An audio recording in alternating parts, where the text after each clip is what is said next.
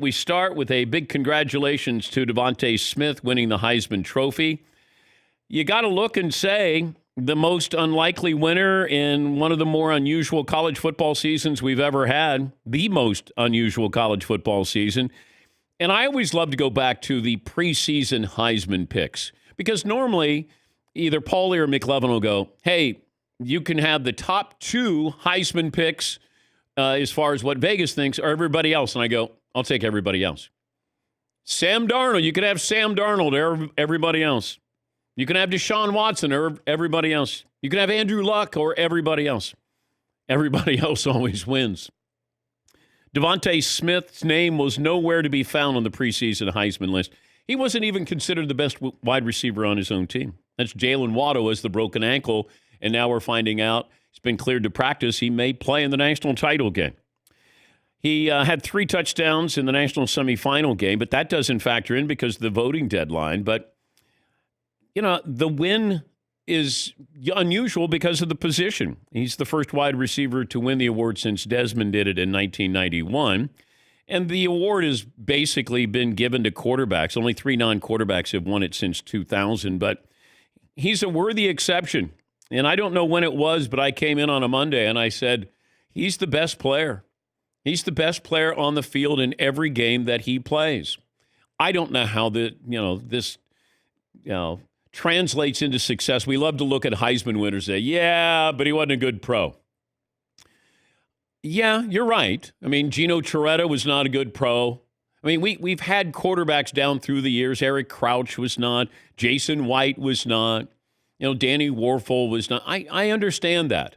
But I vote in accordance to what I see while they're playing in college. I don't go, I don't know if Johnny Manziel is going to be good in the pros. I just know with what I see, what I saw, that's what the award is based on when I vote. Devonta Smith was the best player on any field that I saw him on this year. And he proved it again last weekend. But as far as what he's going to do in the pros, and I checked in with a source last night, and I said, what do you think the Jets do at number 2? And he said, I wonder if they keep Sam Darnold and they go after Devonta Smith. He said, but a lot can happen before the draft. But he said, I wouldn't be surprised if they kept Sam and then they drafted Devonta Smith. And I went, wow. I don't know if I'd go in that direction, but I understand if they do. And there's still people speculating about, did the Eagles actually try to blow that game so they could go up in the draft from 9 to 6 so maybe they would take Devonta Smith? Even before the game, Albert Breer speculated the Eagles had a lot of healthy scratches. And if they were going to lose, they could get to number 6 in the draft and they could take Devonta Smith.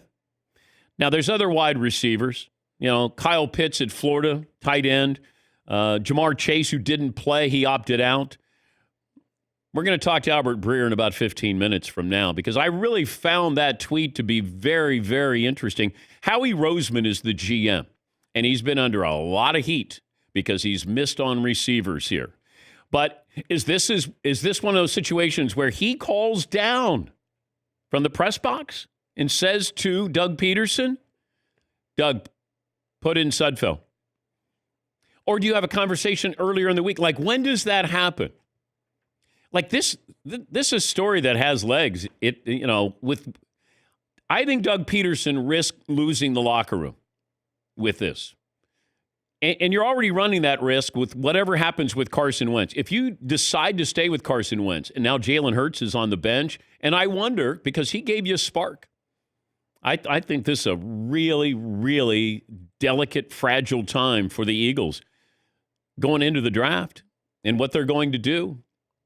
But we'll talk to Albert Breer about that because I found that really fascinating. How does that happen? Where you decide that you're going to throw a game, for the lack of a better description here, because you're going to put him in at that point. I was thinking, if I want to totally throw you off the scent where you're not going to, read into something, I would have started Nate Sudfeld. Not put him in when we're down 3 in a close game. But we'll talk to Albert about that.